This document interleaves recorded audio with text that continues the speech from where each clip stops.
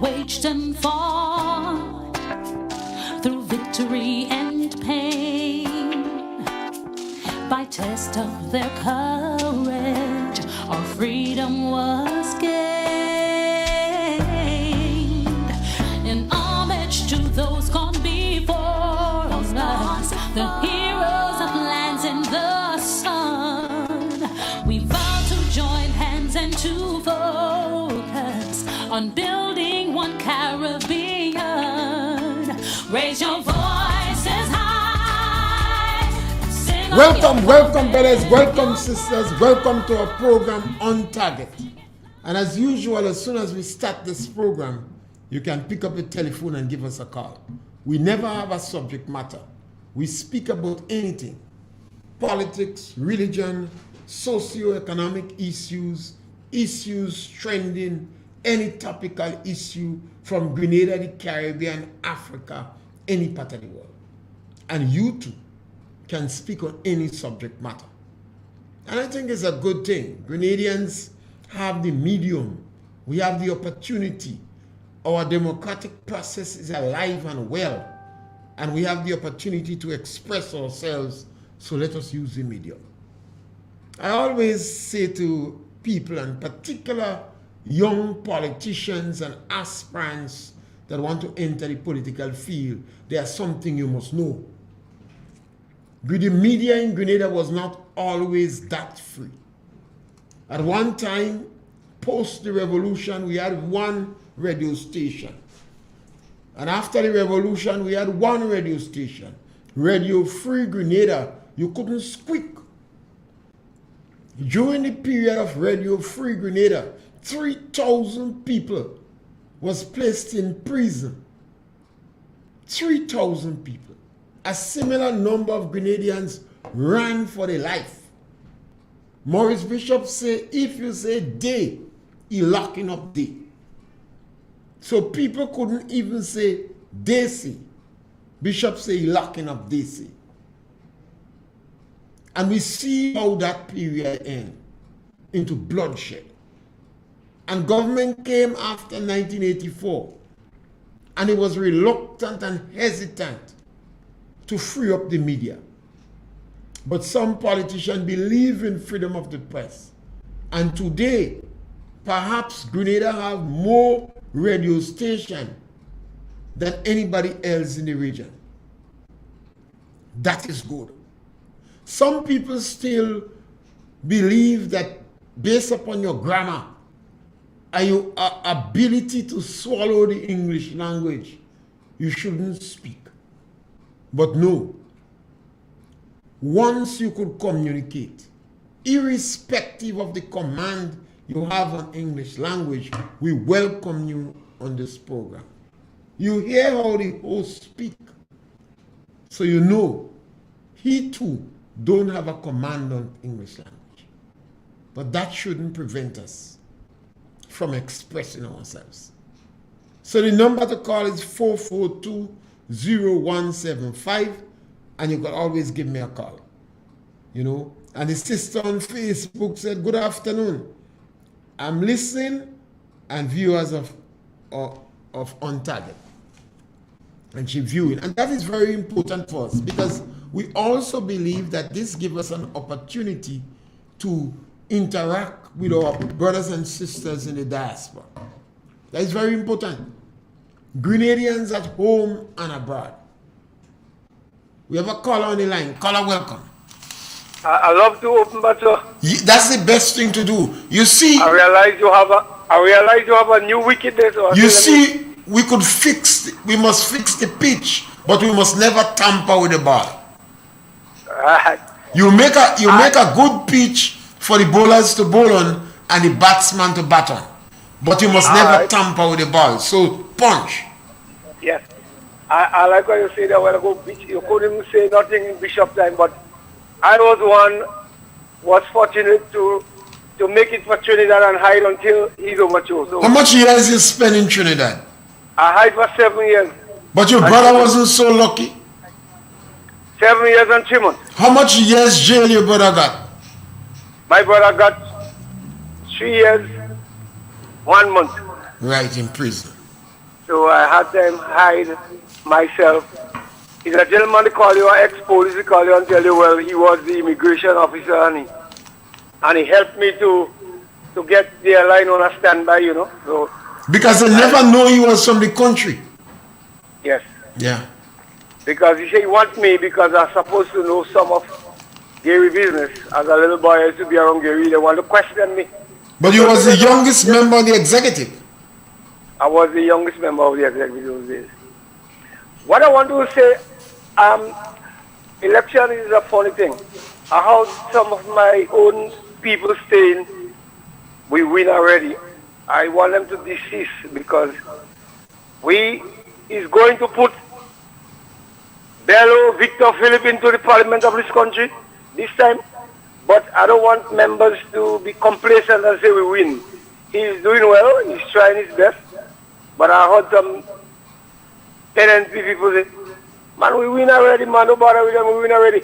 And the reason why I don't take no chance of fighting an election from right down to the last vote cast is what I saw happen in 1972. Winston White become tight, King become tight. And when we started, those Friday was at its real peak. Wellington Friday was a hard man to beat. And we rushed to Winston White's mother and her husband, and we begged them to vote to help the son, because when we do the canvass, we realized Winston was in trouble. And the lady said to us, I was a little boy, lady, she said, gentlemen, my religion don't deal with that. She husband, she daughter, there was Jehovah, they said they not deal with that. And when the result came out, imagine Winston White lost by one single vote. Mother, father, sister, son or son. So that is to tell you, we must not say we win already. We must fight it until the last ballot. And keep the pressure on. And some of his friends went and fish. They Yes, say when they will come back, they will vote. So we have to keep the pressure on. Right through. Although things might be looking good, but you have to keep the pressure on. That's how I was trained. Another thing is, again, I want to say, the people... Go right ahead, Chief. But it seems as though my brother got cut off. So you will have to call back to see the last part of it because you got cut off. So you could always call us back. Yeah, I think it was an interesting period, but it's also tell you something. That election in Grenada has always been free and fair. Winston White lost by one vote. They checked for about 6 days, one vote. So when you hear people making all kind of unscrupulous and false statements, we must be able to point out that. About the people in the electoral office trying to prevent you from registering. Ask them how much people were registered on a monthly basis in that polling division. Don't just take a falsehood and run with it. You see, the propaganda believe that repeat an untruth and repeat it all the time. We have a call on the line. Call a punch. Yeah, brother, good day. How you doing? Yes, my brother, good. We the people, the members of the executive of the Northwest constituency would like to thank everybody, together with the Honorable Delma Thomas, to thank all those who came out last night to show their support for the Honorable Delma Thomas and the NNP as a whole. On Wednesday coming, our campaign will be officially launched in Lafayette. I guess that would be in Cardona Junction. So that would be a major thing. And then well, the thing starts in earnest, you know. So we call in and all NNP to come out where they are and show their support. And we want to assure that any NDC see it fit to join the house or to come in the house, their success or their progress will be visible in the next 4 years to come. Have a good day, my brother. Yes, my brother, thank you. One of the challenges we have in the Caribbean is solidarity. Do we show solidarity with other Caribbean countries on issues that transcend party politics? Sometimes we have a challenge among our black people in showing solidarity. Today, the British Virgin Islands, there is a possibility, a high possibility, that Britain wants to implement direct rule. Where is the solidarity in the Caribbean for the British Virgin Islands?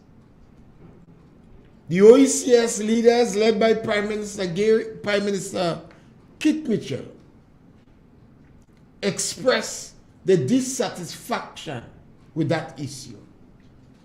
But the politician voice alone is not enough. It is so easy for the British government to pick out and single out these political leaders. And they know that. The gentleman in the BVI who is accused or alleged for being corrupt, he was set up. They go to him and bait him, and he fall prey. It's his fault. He fell prey. This is two separate issues. Now the British want to evoke direct rule on the British Virgin Islands. Where is the solidarity in the Caribbean? I always turn to the University of the West Indies.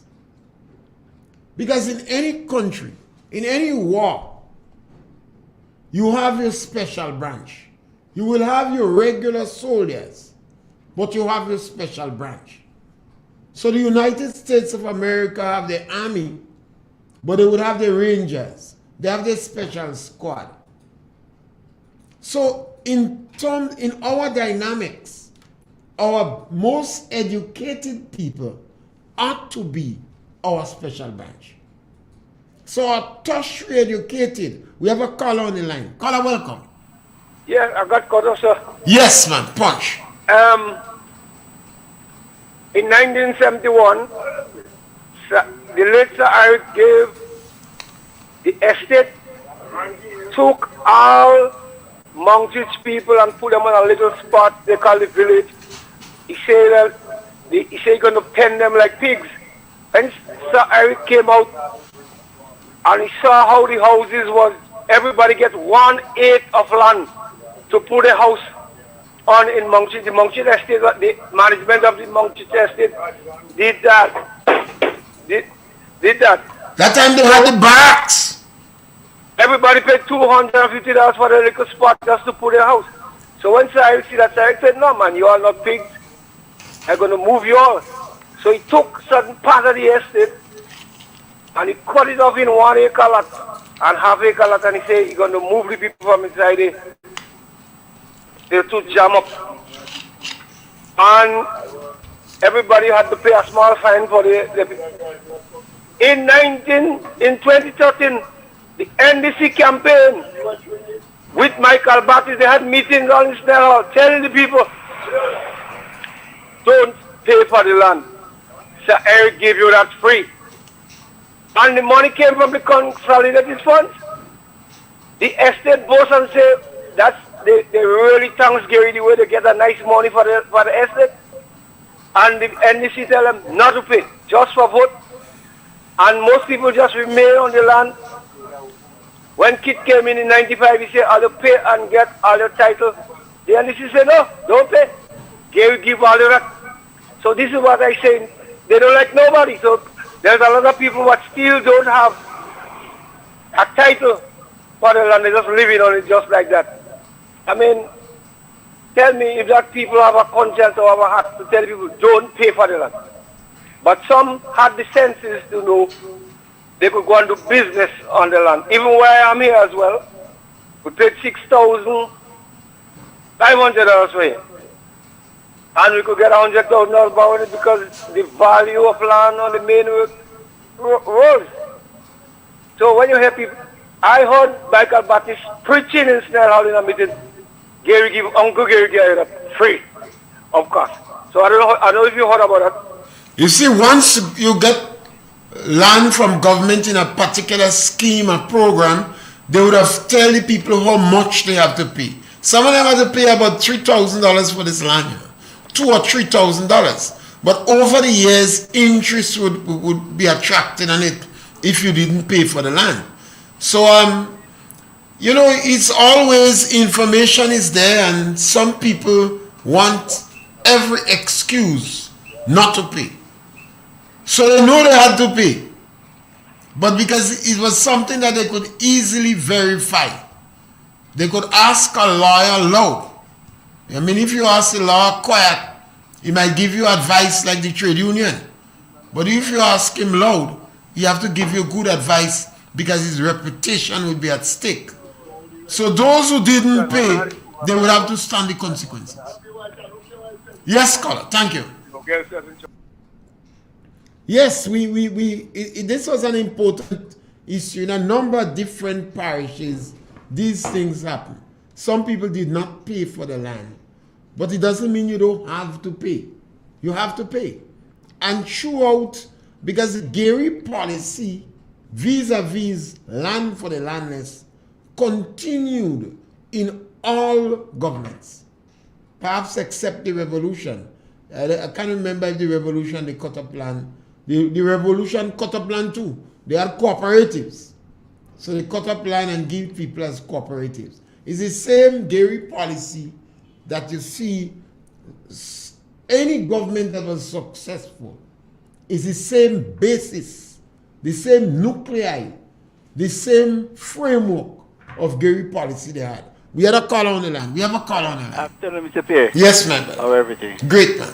Yeah, Mr. Pierre, when you look back from 1950s to present time, look, the government go, government come. Look at the government that give opportunity to freedom of speech the most to the Ghanaian people. It is government. When you look at the multi radio station, that their FM radio station, that where people could call and voice their opinion, you have to look at this record of this government, where even people go in a radio station opposing. That's a choice to oppose. That's freedom of speech. But the freedom of speech was freedom of speech was not infringed on other person. Right. You know, some people say I could say what I want. But saying what I want, there is a consequence. But if you don't say what you want about someone, the person that you see that have the right to take legal action. Take a legal action. So I want to say to people, yes, it's a right, but then you have to be very careful what you're saying. And if you're saying something I have no facts, you need to be true or not true. I have to say to people, don't say nothing. Don't say nothing. You don't know what to hear, you know it. Because sometimes people could come and tell you something. What they tell you, trying to set you up. Right? Set you because when they set you by the one, you know, one who says, start to say things now. I was saying, Mr. Johnson told me that. Mr. Johnson could say, I never said that to you. So people have to be careful what people come and said and told them. Right? You should always say to them, okay, why are you not want to go and say it? Why want me to go and say it and you refuse to say it? So you have to look at that. People that say they love and pretend to love you, they could set you up to put yourself in trouble. I want to say again, no, there is no perfect person. Gary did a lot. He did a lot for the Ghanaian people. Government did a lot. But when you look at the track record of two governments who are in Grenada, you have the Gary and Dr. Mitchell government. These two governments in office, they do the most work for the Ghanaian people and develop the people of Grenada systematic life. And when you look at what is going on, these two government in office get the most ridicule, the most bad name, all kind of things was said about them. Right now, NMP continue to perform, and they have to perform because you elect a government to perform and to bring development, not for one, but for all Grenadians. Okay. Because if we say we care and love, we have to reach out and help. they need it. We have to reach out to help those that need help. Because not everybody that could help themselves, but you have to reach out to help them. And as I say, when you go up the ladder as a black man, you mustn't try to keep down your black brother that's trying to rise. If he don't know the remedy, this will give him the remedy. Encourage him. Sit down, talk to him. Encourage him too. I will encourage him to rise. Where you reach, you could reach there. Yes, Sometimes like we want to reach above, but when we see a young man trying to rise and climb up, we're trying to push him. Where you reach, you want him to reach it. And I always say again, when we look at what is happening in the world, in America, we see we credit racism. How the white people treating black people. But when you look at our own country, a black man excel in our country. Alright? We jealous at him. We have the worst thing to say about him. Alright? So I always say to people like, when we see what the white people doing, and we criticize them, we have to look within ourselves. Yes, look within ourselves. Don't only look ourselves, but look what we doing to our own color people. Alright? So have a blessing. Thank you, Color. Sometimes we say that the two perhaps most successful governments in Grenada has been the Gary government and the Keith Mitchell government. But it all depends on what your perspectives are. Because you see, these are the two groups that seems to pay serious attention to the people in the lower socio-economic strata. And as a result of that, they had a lot of issues with people from maybe the intelligentsia, the privilegencia, the bourgeoisie.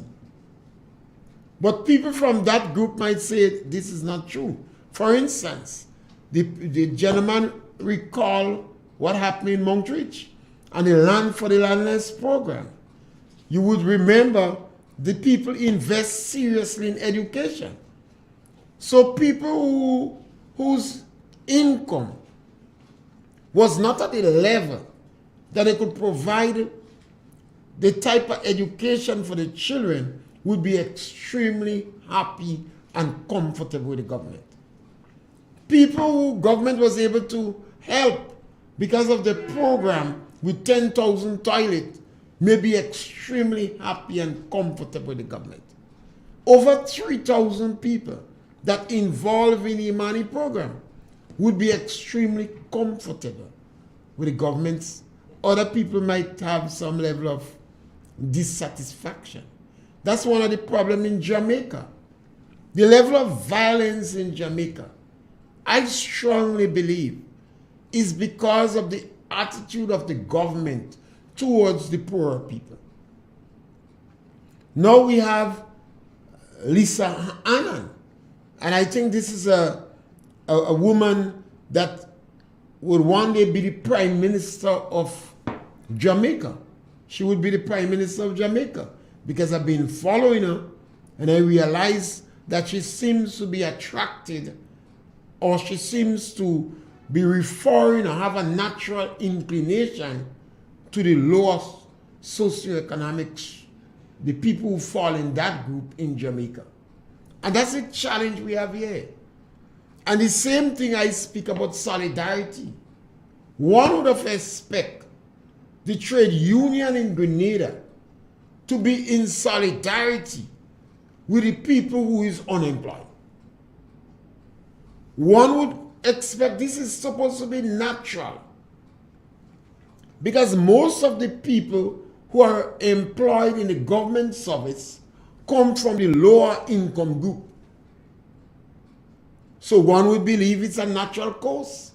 But it seems that some of the utterances, some of the statements made by the trade union is not in keeping with that expectation. One would believe that the University of the West Indies would be in solidarity with the people from the British Virgin Islands. That's where we have our potential best brains. One would believe that the trade union in Grenada and the rest of the Caribbean would be in solidarity with the British Virgin Islands. But it seems not. And why I say Grenada? Because Grenada had a situation where Eric Gary was removed from the Prime Minister. We have a caller on the line. Caller, welcome. Yeah, Mr. Pierre, Yes, my brother, welcome. yeah, but the Dignity Cocoa Association, since after the last extension officer left, Wayne James, nobody never come back. I ain't seen nobody go and visit no at all, and nobody visiting the western side. And Wayne James had a lot of work. He was from Williston to his hotel, and now he gone. I can remember time when he saw about 8 in Man Cocoa Station. He saw about 8 extension officers from black man, white man, and all them same bridgeman, preferred bridgeman, all. He cleaned Nayak and a whole set. George Will Taylor, the whole set of them is all them gone. And the Cocoa Association, they want a bill to pay again, but it's still getting an increase. Because the culture man talk about, well, like vote good the MEC to in order to get bonus. He don't realize who just sell, he doesn't sell no, not the government that buy cocoa nut mega. I don't know if you don't know that, or somebody will explain that to him. The government don't buy no cocoa nut milk because who is selling cocoa nut milk for? He don't asking them for no bonus. You know. A matter of fact, he don't be advertising for them. You know. When they buy cocoa, but he don't asking them for bonus. You know. He asking who doesn't buy cocoa nut milk. You know. Is the association that buying cocoa nut milk? Government don't know about that. Them here to ask for the raise. So there is somebody to just educate him, and that is the association, and not no government don't sell the cocoa nut milk for government. It's the association. Call, ask them for what you need. Take care, Mr. Pierre. Enjoy your weekend. Yes, well, what you're saying is very important. Culture manders tell me when they're buying cocoa, but this time I didn't see him. He called the program, so I go on the board. I drive and go on the board, and I realize they're buying cocoa Tuesday and Wednesday. Monday was a holiday. May Day, Cocoa Association bought cocoa in St. Andrews on Tuesday and Wednesday. So they bought in Carlton and Mountain, the biggest buying points, on Tuesday. And they bought in Carrier on Wednesday. We have a caller on the line. Caller, welcome. Good afternoon, Mr. Pierre. Yes, my brother, welcome. This gentleman spoke a book. Yes, I was an extension officer too, and Wayne James has reached his 60 and home. But the manager, Mr. Hastic, had called back Mr. Wayne James to do 1 month work. So I don't know if you could find convenient for him for 1 month. I think you should. He worked for only 1 month? 1 month. Okay, well that's a joke callback. Call back a man for a year or something so if you want to use him for training purpose or the other. Something seems to be wrong with Cocoa. I spent 11 years and months there. And I mean, I don't see... They have extension officers now? As far as I know, they don't. The only person that is being employed as an extension officer, I don't know what he's doing, is Chris. You remember after Ivan, Cocoa get rid of the extension service? Yes. And the government came in to employ these guys? Mm-hmm. After Ivan, when Cocoa was seriously traumatized, and the majority of Cocoa did not collapse, Cocoa got rid of the extension service. And from my understanding, what he called him to do is a survey to get our understanding as to abandoned cocoa fields and whatnot all that. You so think I can understand where we were there. All that statistic was supposed to be put together, and all you need was to update this thing. Something is wrong there. Something is totally wrong. Cocoa Association doesn't seem to have the ability to even provide information for farmers when they buy cocoa. You remember when we used to export bananas, you listen to the news to know when they buy bananas. Saturday and Sunday night. So Cocoa Association, with all this medium now, like the farmers know, I think Culture Man must have special link. So in all fairness I to query him, that in a cocoa board meeting. in all fairness to Culture Man, when he get information, he just tell us something. Yeah, well, I query that with the general manager. I say why we don't against having it, but you have paid officers who should be updating the farmers. Well, you just have a radio program and you inform the public what time and what station to listen. So I have done that. But so the gentleman has told you just now about the lands that Mr. Gary took and how people get the land. The gentleman is totally overright, you know. I could. He can't overwrite. You're right. But he right too. Because let me tell you, I'm part of that. In Telescope, just underneath the lower down the waterfront water club disco. There, just opposite.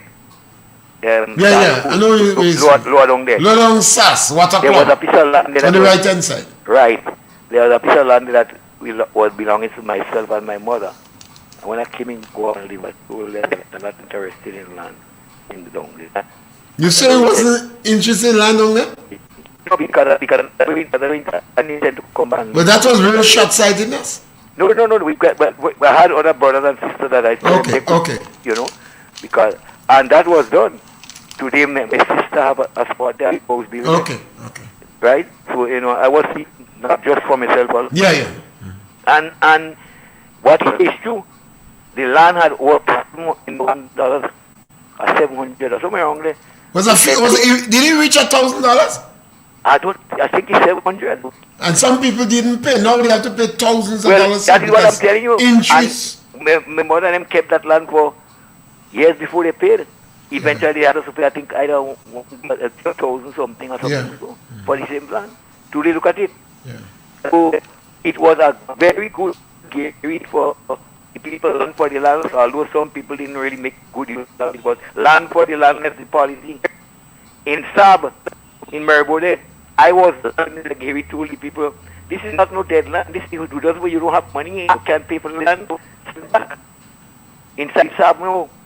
Yeah. When he and Arnold Cruikshank got away for that, because Arnold Cruikshank was saying these are the best land they have for experimental plot and so. But you remember they said that Progress Park, there was vex when Gary made Progress Park too?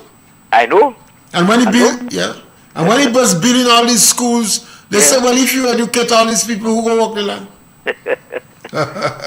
And St. George's University, they said they won't even be able to practice in Pitimatnik. Yeah.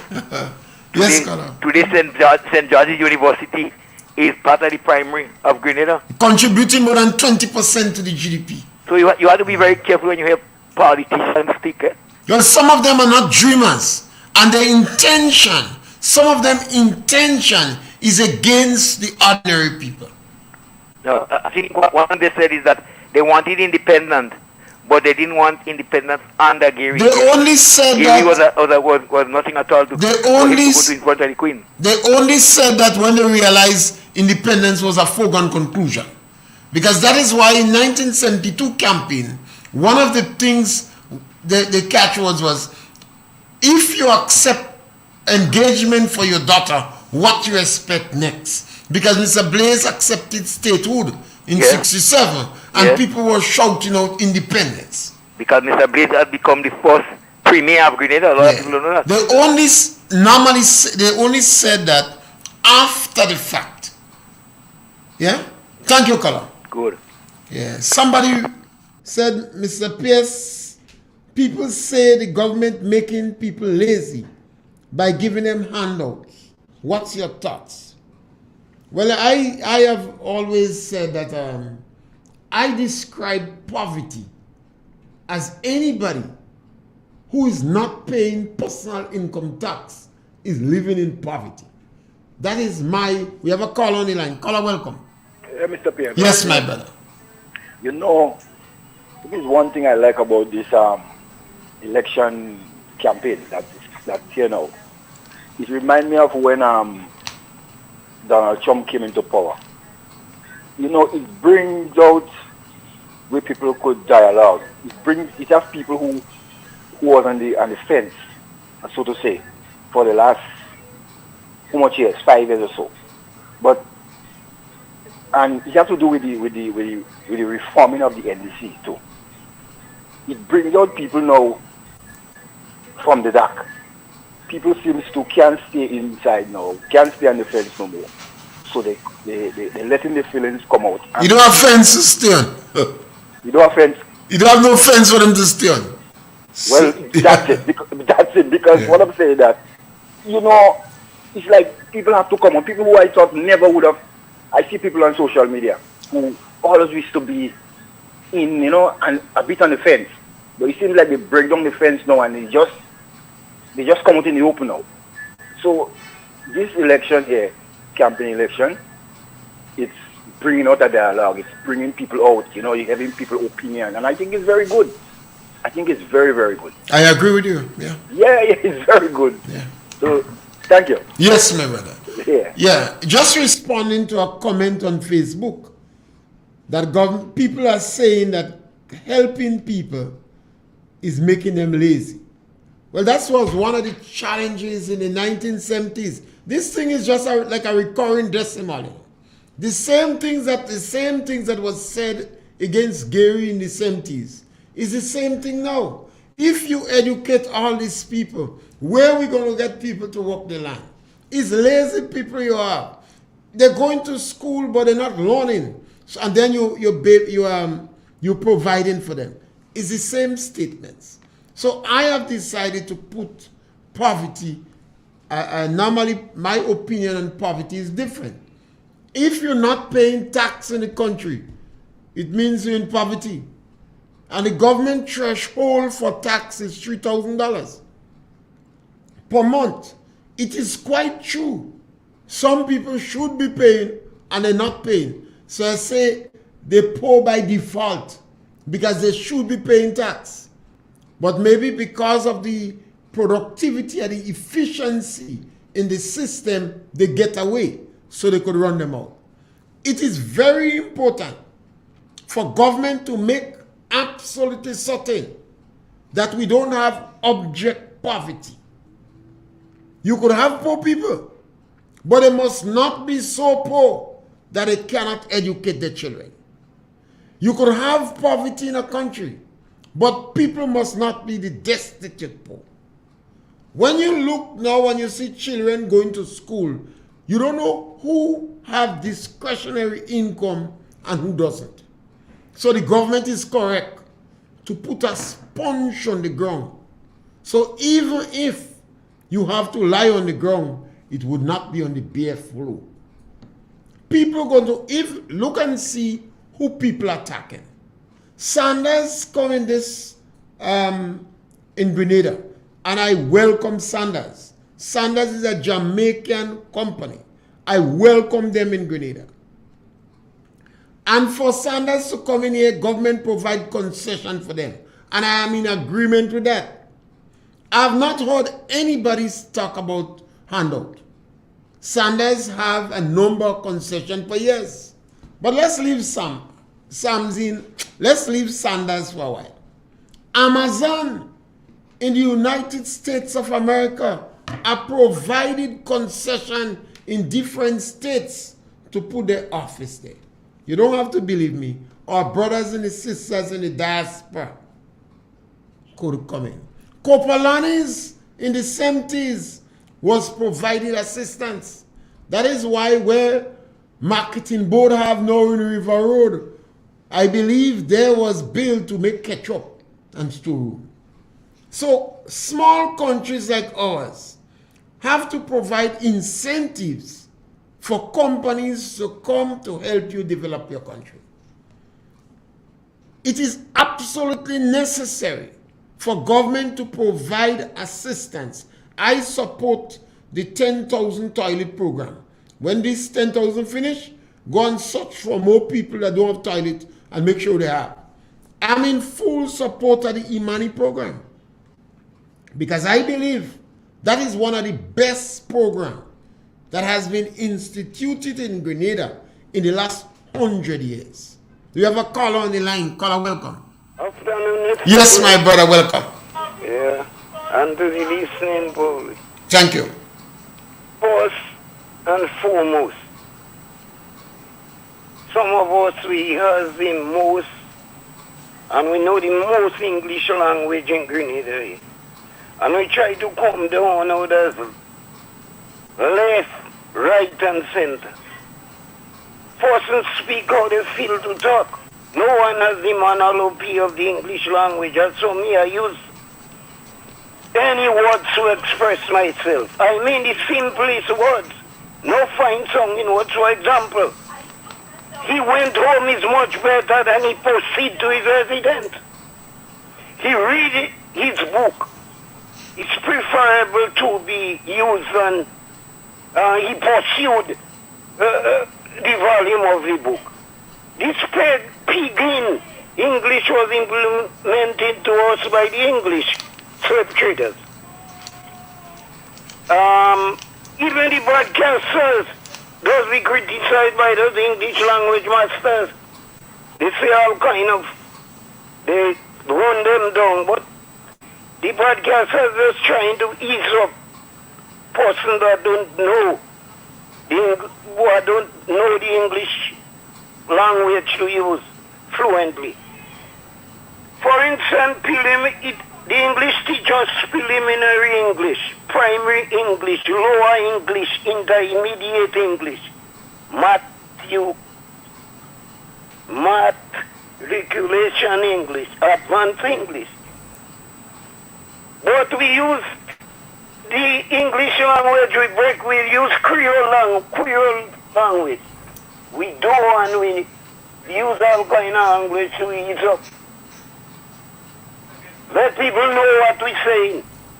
Some of us we play, they even campaigning on that. How people talking and I talk all one too.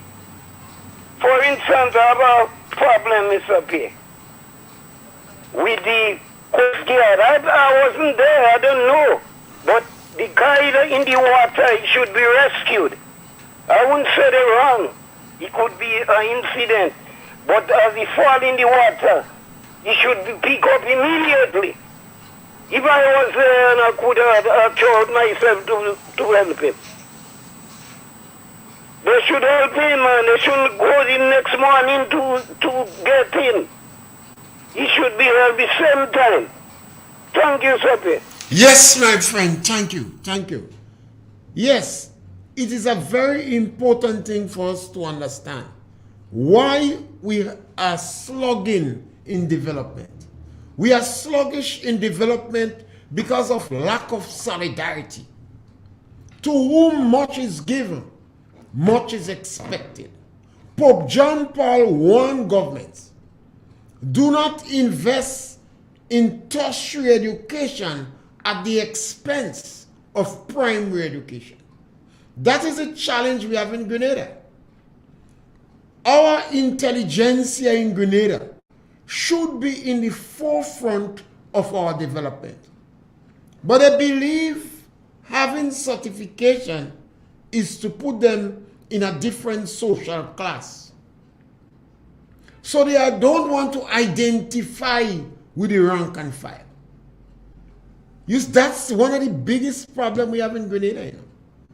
A lot of they upset with the people from the lower echelons of society and attacking them is because they believe they're diluting their social status.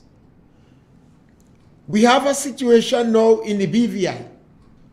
It is similar to what happened in slavery. Solidarity. The Africans were selling slaves and the Europeans was buying. We had the abolitionists, people who were against slavery, fighting against slavery, but the African leaders was not in solidarity with them. The British decided to introduce direct rule back in the British Virgin Islands. But our people in the Caribbean is silent. No word from them. Yes, the politicians open them out. Some of these politicians is like cockroach in front fowl vis-a-vis the colonial masters, the British government and the Americans, because they could zip on them anytime and either set them up or lock them up. But do you hear the voice of the Bar Association in Jamaica? We have a call on the line? Call a Punch. Yes, Mr. Pierre. Yes, my brother, Punch. The statement you made a while ago about the educated people, or you didn't even say the educated people. The intelligentsia, yeah. Yeah. I mean, it has a lot to do with how society look at some of them too, you know, because, take for instance, you get young people who is getting into politics and you hear people talking about the big head boys, and sometimes they tell yourself, well, you're educated and you're not a part of them. So it has to do with society too, you know. Society does look down on people with education too, you know. So some of the educated people don't really want to get into society because the way society frame them. I think it have a lot to do with how society look at some of the educated people. You see, that's happening right now in Grenada here. You see, when you have education, you come like special branch. Like people have the ordinary police or the ordinary soldier, you come like special branch when you have education. You have to be in the forefront of the battle. But you don't think people kind of stigmatize you? Yes, people could stigmatize you. You have to educate them. It's like Tilaita daughter. Tilaita have 10 children. Only 2 of them that have no education. When I say no education, they hardly go in primary school. All the other 8 went to secondary school and others went to university. But she daughter in tongue believe if she have to bring Tilaita home, she want to go and take a hairdo first. So she attitude towards her mother is one of contempt. She very dismissive. And that is what we have to change, you know. As soon as we change that, could you imagine that the Bar Association in Jamaica adopting the Maroon Village? The Bar Association in Guyana adopting Tiger Bay. Tiger Bay is one of the rough spots. We have communities in Grenada that seems to have chronic social problems and violence and etc. Could you imagine our Bar Association in Grenada adopting these communities, going and speaking in the school, spending 1 hour a year with them? You don't think that could change them? Yes, that could make a change, you know. That is the challenge we have. Imagine in our schools, our teachers on work to rule. So where is the hiking group? Where is the cultural club? Where is the sports group? Where are the concerts? All our children here hatching on into Tanti and Emanuela. Our little children 4 years like Emanuela. Where are our Emanuelas? Okay. This is the dynamics. You go to a medical doctor and when you come home, you don't know what the doctor write. You could make out a prescription, what the doctor write? No. I take my prescription, I bring it to a teacher because I'm not very highly literate. I bring it to a teacher, the teacher can't make out what the doctor write. This is our problem. The people who have to be in the forefront of the battle. This is a war. It's not a war with guns and bombs, but it's a war where development is. So the people to whom much is given, much is expected. When you have poetry salaka, how much doctors, how much lawyers, how much of them you see actually involved in it? I use poetry, but any community that have developmental group, you see our tertiary educated in it? No. You have 1 or 2. Ali Gil, Sokaboka was involved, 1 or 2 of them. Not enough. Yeah, you don't see much of them. If you sit down on the block and the 15 fellas on the block, 13 go in jail, what do you expect the conversation would be? I'm in jail. You have situation, you have lawyers inciting violence. A lawyer is supposed to know that he's supposed to treat the justice system as sacrosanct and reminding people, let's follow the procedure. That is a trained man, you know. Yeah. The lawyer have right to go on radio and incite people? Take for instance, we had COVID-19. COVID-19 is perhaps the greatest pandemic in the last 100 years. You hear these people come in and say, I took vaccine and I believe this is the best option. You heard that? No. They take vaccine quiet and they encouraging people don't take. You had politicians going out and distribute paper. You had journalists inciting jab. Jab had the rights. You had lawyers saying jab had rights. And the call was that the people most likely to die are the older ones, the more vulnerable ones in the society. So that is when you need your leaders, your preachers, your politicians, your union leaders, your private doctors to come out and say what Dr. Sean Charles, I believe, and them saying there is some truth in it. This is the best option. Only 33% of Grenadians, 30-something% is vaccinated. But all these leaders vaccinated. You don't see the wretched. Do you think it's lack of education? The wretched. You see, a lot of intelligent people believe because I have this qualification, I'm in a different social class. A bright, a smart, I don't have to deal with them down the road. And this is the problem they have with government pushing to help Imani, pushing to help people with 10,000 toilets, pushing to help these people. That is the main problem. This is the problem they had with Eric Gary, a little black boy from the community that don't have education. Imagine the man who never been to a secondary school, fighting to bring a university in Grenada. And all them white people objecting. Derek Walcott say he was amazed at the class structure in Grenada. It's different from how the class structure is in Jamaica. And this is a challenge we have. And this have to be addressed.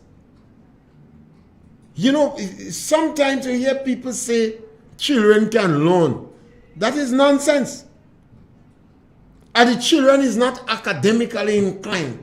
Anytime you hear somebody say a child is not academically inclined, ask them to put it on paper for you. Give me a certificate. That person have to be a doctor. So say, write it down on a paper for me and let me have it. And they would back down from that because they know it is not the truth. They may not have the ability to teach the child, and no man is perfect. But a lot of children are affected by environmental factors rather than genetics. If you put a monkey in a cage, smart how the monkey is, he want right fig and he jumping up and down. If you have him in a room, he might sit down watching television. They're teaching dogs to lead blind people. They're teaching dolphin to whine. You want to tell me you have over 500 soca artists in Grenada.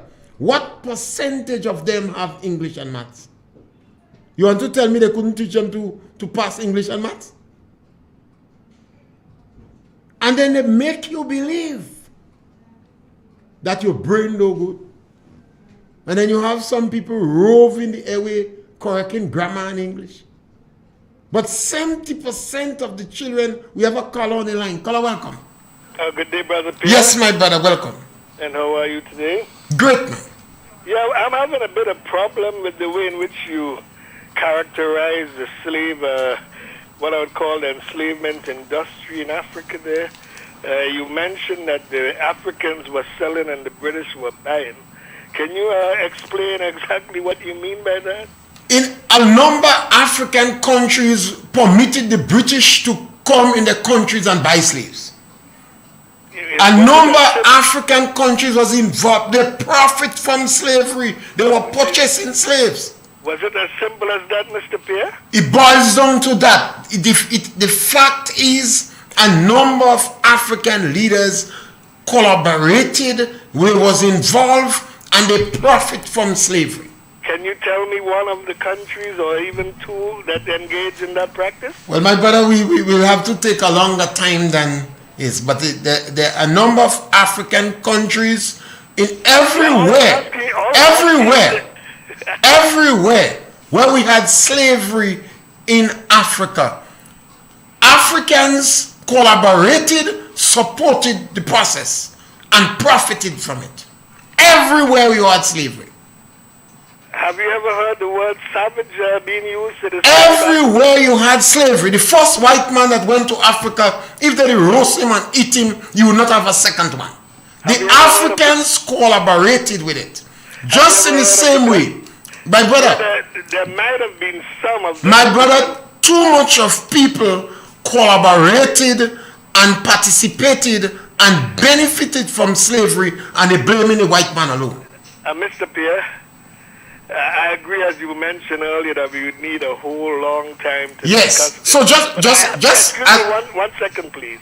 But I just want to show you the context in which I'm looking at that, because you also always would say that the British, England was small and it's not size. It's not size. But do you know that when England and Holland and these countries got wealthy or engaged in their economic practices, there was nothing like money laundering and we have to take trafficking. What I'm trying to say is these countries engage in certain practices that they are now prohibited. We're coming on to the end of the program. Value system would always change. We have a situation in the BVI now, the British Virgin Islands. Do you support direct rule back there?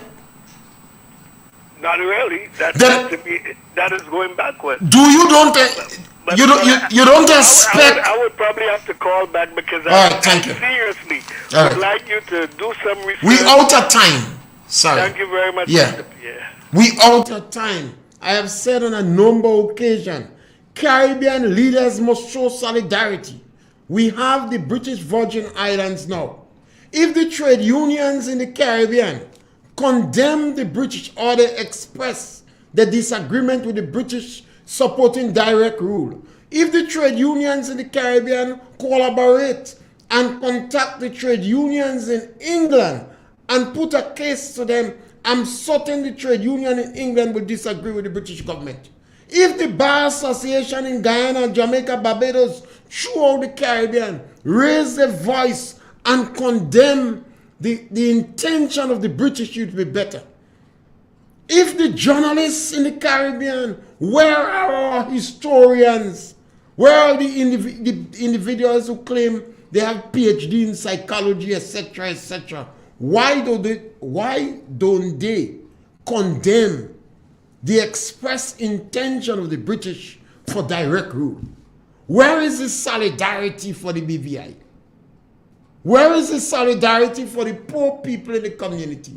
St. Vincent have 14 murders, 4 in 4 days. Where is it? Who are those committing the murder? And we come to the end of our program. Sorry, we cannot, we run out of time, but this program basically provokes discussion. We don't have answers. We hope that people discuss this issue. We hope the Bar Association in Grenada adopt a community.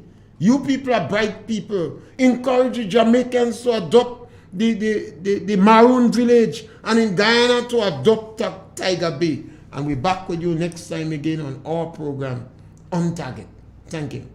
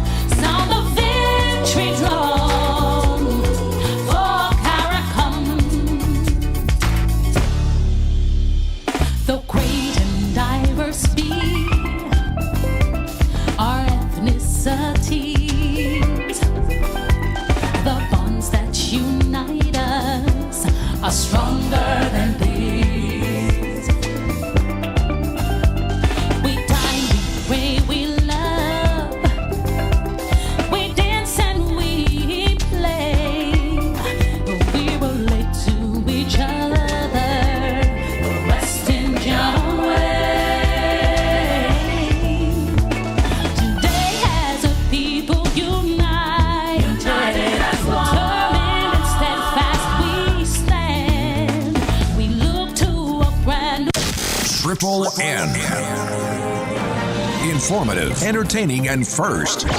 Every hour on the hour.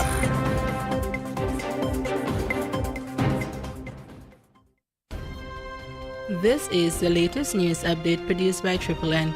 Details when we get back. The Rotary Clubs in Grenada introduce the Good Neighbor Initiative, a program designed to assist individuals and families who require short-term assistance with electricity bill payment and the cost associated with rewiring of homes due to fires and natural disasters. If you or someone you know is in need of help, please visit our website at www.goodneighborinitiative.org. The Good Neighbor Initiative, helping individuals and families with short-term electricity bill payments and electrical wiring. One neighbor at a time. Welcome back. Locally, Grenada and its OECS neighbors do not support British rule in the British Virgin Islands. In the region, the Jamaica Fire Brigade has suspended the firefighter who staged a one-man protest. We get more from Ocean Masters. Sergeant Leo Bennett of the Jamaica Fire Brigade on his one-man protest on Monday. Apart from his general criticism of the management of the brigade, his main contention is the 8-hour work shift which has been re-implemented for workers. I am prepared to take one for the team. Motorists, the media, and his superiors all observed his protest action. Commissioner Stuart Beckford of the Fire Brigade spoke with TVJ News after. Obviously, the Jamaica Fire Brigade, like other uniformed groups, have a disciplinary regulation, and we're a quasi-military organization, which means that discipline is very strict. And so if there are any breaches in regard to the fire brigade's regulation, then there will be, of course, consequences from that. By Tuesday, this letter was seen circulating on social media. It stated that Sergeant Bennett had been suspended effective May 2 until further notice. It quoted a breach of the brigade's regulations. This video purportedly by Sergeant Bennett in response. We can't allow ourselves to be shortchanged, because with low morale and burnout associated with working 365 and 366 days per year, we would also be shortchanging those who call on us in a time of distress. There is also an unconfirmed voice note circulating on social media which suggests that other firefighters who were also in support of the 24-hour shift system were missing work in protest of their colleagues' suspension. However, checks with the York Fire Station did not indicate any wide-scale absences.